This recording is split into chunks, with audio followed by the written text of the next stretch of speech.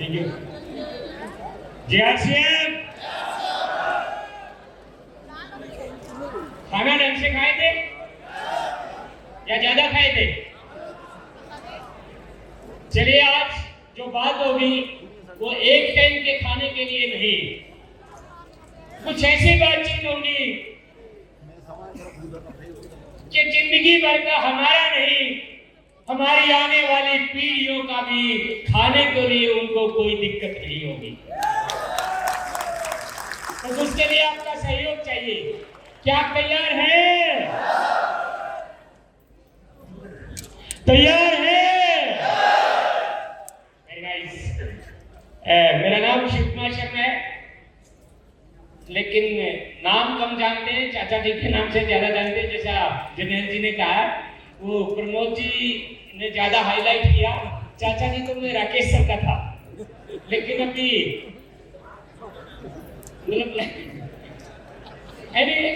इस कहानी को यदि छेड़ेंगे तो सारा टॉपिक यही बीत जाएगा। मेरा नाम शिव कुमार शर्मा, मैं जींद हरियाणा से हूँ। इस बिजनेस से पहले एक बहुत बढ़िया जॉब करते थे एयरफोर्स में,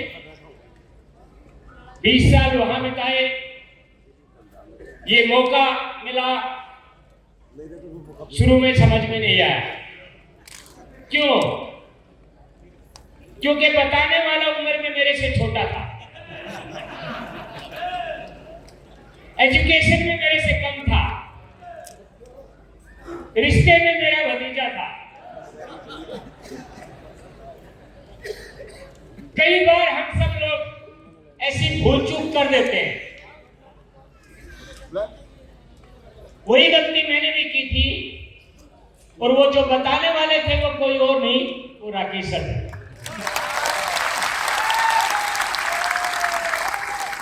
शुरू में समझ में नहीं आया, लेकिन जिस दिन समझ में आया उस दिन अपने एयरफोर्स की नौकरी छोड़ी, फुल टाइम आरसीएम किया। शुरू में इनका मजाक उड़ाया था कि ये बेकार का काम है, पढ़ लिख ले और मेरी तरह कोई अच्छी नौकरी ढूंढ लेना। रिपीट, थोड़ा सा मेरे एसेंट पे ध्यान देना, एक्शन पे ध्यान देना। क्या बोला था?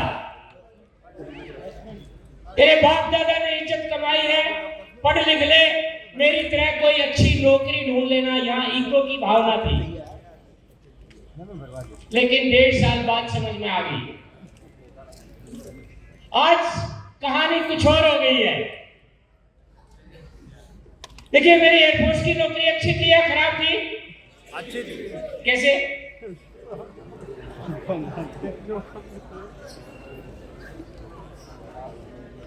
किसी को जहाज को नजदीक से देखने का मौका मिल जाए, उसको अच्छा लगेगा या खराब लगेगा?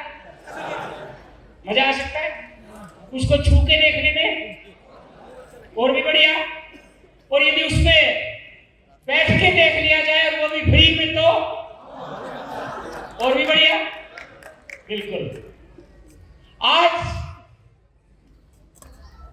खुले दिल से ये ऐलान करता हूं, लेकिन शुरुआत में मुझे भी शक हुआ था।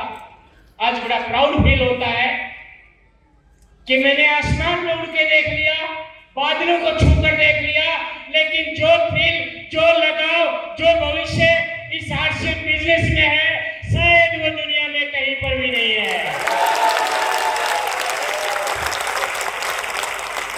आज जो मेरा टॉपिक है वो ये है कि हम इस बिजनेस के माध्यम से अचीवर नहीं बल्कि गेम चेंजर बने। क्या टॉपिक है जी? अचीवर नहीं बल्कि गेम चेंजर बने। गेम चेंजर कैसा होता है जी? हाँ, बिल्कुल बिल्कुल बिल्कुल नजदीक है। गेम चेंजर को यदि सिंपल भाषा में कहें, वो एक ऐसा शख्स होता है जो विपरीत परिस्थितियों में भी कुछ कर दिखाता है। जब माहौल, स्थिति उसके अनुकूल ना हो, फिर भी वो अपने हौसले की वजह से, अपने हिम्मत की वजह से अपनी टीम को आगे बढ़ाने का जज्बा जो रखता है। लोग जब सहयोग ना दे, कोई कुछ बोले कोई कुछ बोले, लेकिन फिर भी वो किसी की नहीं सुनता है। उसका टारगेट कुछ और ही होता है और वो कर गुजरने का मादा रखता है। और यहाँ जितने भी बैठे हुए हैं आज वो भविष्य के गेम चेंजर हैं, गेम चेंजर बनने वाले।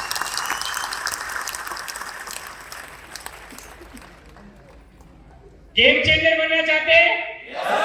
कितने लोग बनना चाहते हैं? आप लोग नहीं चाहते सर? गेम चेंजर बनने के लिए अपने को क्या करना पड़ेगा? क्या क्या क्वालिटी होनी चाहिए हमारे अंदर? सबसे पहली उसकी क्वालिटी होती है कि वो प्रोडक्टिव होता है। ये इंडस्ट्री, ये आरसीएम बिजनेस ये बातों से नहीं चलती सर। यहां एग्जाम्पल क्रिएट किए जाते हैं। खुद करके दिखाना होता है, किसी लेवल पे आना होता है। विपरीत परिस्थिति जब आए, क्योंकि कई बार ऐसा होता है अचीवर तो हम किसी ना किसी वजह से बन जाते हैं। एक माहौल मिल गया, अच्छे लोग मिल गए, कंपनी की कोई ऑफर थी, कुछ भी वजह से हम अचीवर तो बन जाते हैं। लेकिन गेम चेंजर बनने के लिए अपने को प्रोडक्टिव होना होता है। क्या होना होता है? प्रोडक्टिव मतलब कैसे? हमें अपने रिजल्ट को निकालना होता है। मीटिंग देके आते हैं तो खाली मीटिंग देकर ना आए, बल्कि वो रिजल्ट ओरिएंटेड मीटिंग हो। प्लान देके आते हैं तो प्लान नहीं, बल्कि उसकी ज्वाइनिंग निकले, उससे रिजल्ट निकले। तभी तो हम गेम चेंजर बनेंगे। यस और नो? गेम चेंजर की क्वालिटी वो होती है कि वो जहां भी जाता है हर जगह प्रोडक्शन ही प्रोडक्शन होती है। जैसे जर्नैल जी यहां पर आए थे तो एक अलग खुशनुमा माहौल बना दिया था, ये भी एक क्वालिटी होती है। सुरेश जी आए थे तो उन्होंने एजुकेशन बता दी। डीके सर जो आए थे उन्होंने रिलेशन के बारे में बता दिया। ये भी एक गेम चेंजर की क्वालिटी होती है। दूसरा गेम चेंजर यानी पहली क्वालिटी से क्लियर है कि हमें यदि गेम चेंजर बनना है तो हमें प्रोडक्टिव होना पड़ेगा। क्लियर है? चाहे वो प्लान दिखाने में हो, चाहे रिटेलिंग का हो, चाहे लोगों के वाइटल लेवल का हो, किसी भी चीज का हो, तैयारी करनी हो तो प्रोडक्शन हमारी बढ़नी चाहिए। दूसरी क्वालिटी क्या हो सकती है गेम चेंजर की? उसकी दूसरी क्वालिटी होती है वो हमेशा डेटा पर काम करता है। किस पे काम करता है जी? वो डेटा पे काम करता है, यानी उसके पास आंकड़े होते हैं और आंकड़े वो कभी झूठ नहीं बोलते।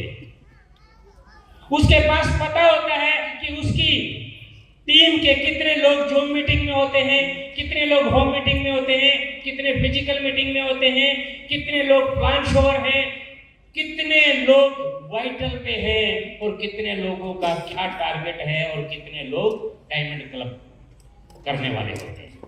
जिसकी टीम में डेटा पे जो काम करेगा वो भविष्य का गेम चेंजर होगा, और जो गोलमोल होगा तो उसका तो यहाँ पे कोई खेल भी नहीं होगा। तो क्या आप यदि गेम चेंजर बनना चाहते हैं तो आप अपनी टीम का डेटा ले सकते हैं? सर डेटा ले सकते हैं तो भविष्य के आप गेम चेंजर बन सकते हैं। तीसरी चीज है वो अपना 100% लगाता है, कुछ भी बचा के नहीं रखता, पूरी ताकत लगा देता है। चाहे वो जिस तरीके से आज ये प्रोग्राम किया है, आप लोगों ने अपनी पूरी एनर्जी लगाई यहां पर लाने में, और यहाँ की जो व्यवस्था है, जो मैनेजमेंट है, जो सीनियर लोग हैं, वो अपना 100% लगाएंगे आपको अचीवर नहीं बल्कि गेम चेंजर बनाने में। अचीव 100% मतलब 100% बचा के उसमें कुछ नहीं रखना होता है। चाहे कहीं पर भी जाए अपनी पूरी 100% एनर्जी लगाएं और फिर देखें हम कैसे एक अलग ही अध्याय लिखेंगे।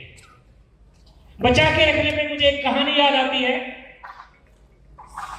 एक बार एक फौज की गाड़ियों का कन्वे जा रहा था। फौज की गाड़ियां देखी होंगी आपने जाते हुए, वो इकट्ठी एक लाइन में चलती हैं। देखिए या नहीं? ये सुनो, सबसे लास्ट वाली गाड़ी थी, उसमें उसको ब्रेकडाउन व्हीकल बोलते हैं। उसमें सारा मैकेनिक का सामान भी होता है, तेल पानी बंदे सब कुछ होता है कि कोई गाड़ी खराब हो जाए तो उसको वो टो करके ले जाए या रिपेयर करके ले जाए, कैसे भी ले जाए, इसलिए उसको रिकवरी वैन बोला जाता है। चलते चलते सारी गाड़ियां आगे निकल गई, लास्ट वाली गाड़ी बची हुई थी वो बंद हो गई। नीचे उतर के मैकेनिक ने देखा डीजल खत्म। अब जब गाड़ी चलनी तो डीजल ही से थी, मान लिया कोई मैकेनिकल फॉल्ट आ जाए तो मैकेनिक ठीक कर सकता है, लेकिन डीजल तो चाहिएगा। यस और नो? तो किसी से पूछा कि भैया तेल खत्म हो गया, यहाँ पेट्रोल पंप कितना दूर है? बोले 5 किलोमीटर। अब फौजी थे, 10-12 फौजी उसके अंदर बैठे थे उस ट्रक में, वो हाथ थोड़ी ना मानते, उसको धक्का दे दे के 5 किलोमीटर पेट्रोल पंप पे खड़ी कर दी गाड़ी। तेल डलवाने लगे, आगे मेजर साहब बैठे हुए थे, वो उतर के ऐसे टहलने लगे। जनरली एक आदत भी होती है, आदमी घूमने लग जाता है। घूमते घूमते मेजर साहब पीछे गए, ट्रक के पीछे देखा एक 200 लीटर का ड्रम भरा हुआ है, रखा हुआ ड्रम। उन्होंने उस ड्राइवर से बोला, मेजर साहब ने, कि ड्राइवर साहब, बोले हाँ साहब, बोले इस ड्रम में भी तेल भरवा लो, इमरजेंसी में काम आएगा। और वो ड्राइवर बोलता है, साहब इसमें तेल नहीं डाल सकता। बोला क्यों? बोला ये ऑलरेडी फुल है, इमरजेंसी में काम आएगा। अरे मेरे भाई 5 किलोमीटर धक्का दिला दिया, इससे बड़ी इमरजेंसी और क्या होगी? कुछ लोग पता नहीं क्यों बचा के रखते हैं अपनी ताकत को। आप भी अपनी ताकत को बचा के मत रखे, 100% एनर्जी लगा सकते हैं। नेक्स्ट क्वालिटी उसकी होती है, वो फोकस होके काम करता है, प्रॉपर उसका फोकस होता है। अब हमें ये क्वालिटी का पता होना चाहिए कि वो फोकस करना कहां है। यदि हमें यह पता चल जाए कि ये फोकस करना कहां है, फिर तो कोई दिक्कत नहीं। आपने फोकस किया, बहुत सारे लोगों को यहां पे लेके आए, लेकिन बहुत सारे लोग रह भी गए होंगे। यस और नो? आप में कमी नहीं थी, लेकिन उन लोगों में कमी थी।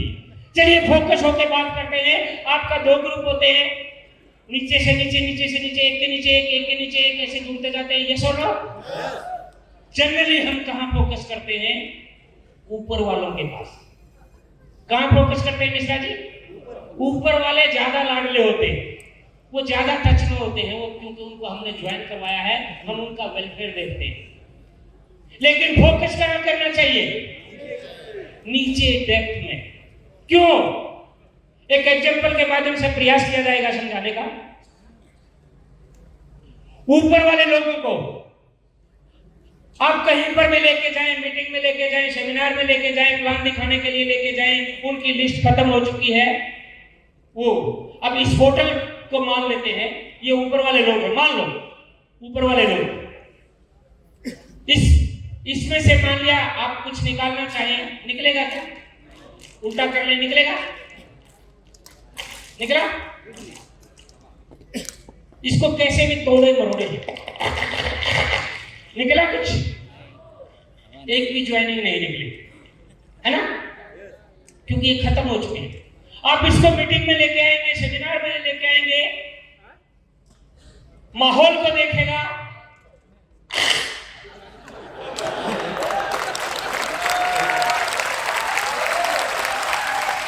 फिर फील्ड में जाएगा, फील्ड में लेके जाएंगे, कितना भी कर लो, कुछ निकला?